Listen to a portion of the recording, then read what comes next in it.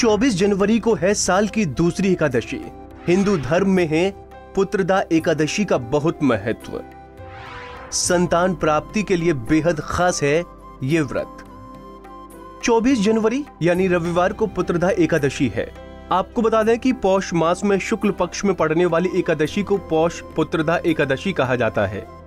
हिंदू धर्म में पुत्रदा एकादशी का बहुत महत्व है और सभी व्रतों में सबसे ज्यादा महत्व एकादशी का होता है। जानकारी के लिए बता दें कि इस दिन भगवान विष्णु की पूजा की जाती है।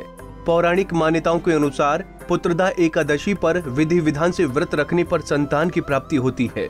पुत्रदा एकादशी साल में 2 बार आती है। एक बार ये एकादशी सावन में पड़ती है और दूसरी पौष मास में। चलिए अब आपको बताते हैं पुत्रदा एकादशी का शुभ मुहूर्त, महत्व, व्रत कथा और पूजन विधि।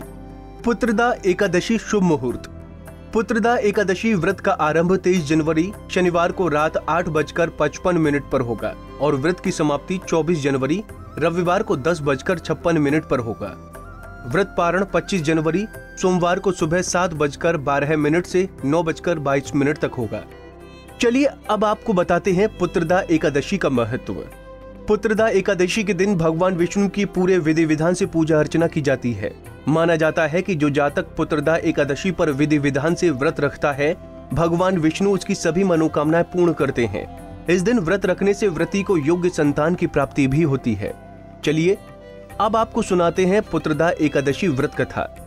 धार्मिक कथाओं के अनुसार भद्रवती राज में सुकेतुमान नाम का राजा राज किया करता था। राजा की पत्नी का नाम शैव्य था। दोनों की कोई संतान नहीं थी। इस वजह से राजा और रानी उदास रहा करते थे। एक दिन सुकेतुमान सब कुछ त्याग कर जंगल में चला गया, जहां वो एक तालाब के किनारे बैठकर मृत्यु के बारे में सोचने लगा। वहां पर ऋषि मुनियों के आश्रम बने हुए थे। राजा आश्रम में गया और उसे देखकर ऋषि मुनि प्रसन्न हो गए। उन्होंने राजा से उसकी इच्छा पूछी। राजा ने ऋषि मुनि को बताया कि कोई संतान न होने की वजह से वो चिंतित रहते हैं। राजा की बात सुनकर ऋषि मुनि ने राजा को पुत्रदा एकादशी पर व्रत रखने के लिए कहा। ऋषि मुनि की बात को मानकर राजा ने विधि विधान से पुत्रदा एकादशी का व्रत रखा और द्वादशी को पारण किया। इसके कुछ समय पश्चात ही रानी ने गर्भ धारण किया और 9 माह बाद राजा रानी को पुत्र की प्राप्ति हुई। कुंडली टीवी डेस्क से दीक्षा गुप्ता की रिपोर्ट। इसी तरह की और भी जानकारी लेने के लिए हमारे चैनल को सब्सक्राइब करें और नई वीडियो की नोटिफिकेशन के लिए बेल आइकॉन दबाएं। अगर आप ये वीडियो फेसबुक पर देख रहे हैं तो वीडियो को लाइक और शेयर करें। साथ ही अपनी राय कमेंट बॉक्स में जरूर बताएं। धन्यवाद।